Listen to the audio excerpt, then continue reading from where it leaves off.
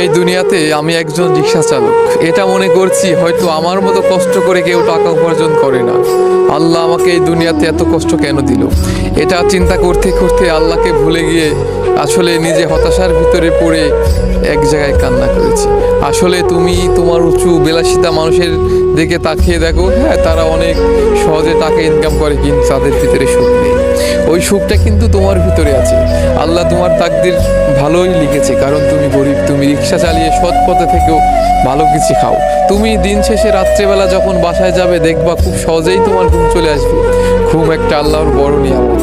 যাদের ঘুম নেই, ঘুমের ওষুধ খেয়ে ঘুমাতে হয়, তারাই জানে ঘুম কত বড় নিয়ামত। এই জন্য উচ্চ বিলাসিতা মানুষের পানে না তাকিয়ে তুমি তোমার জায়গা থেকে আল্লাহকে শুকরিয়া করো।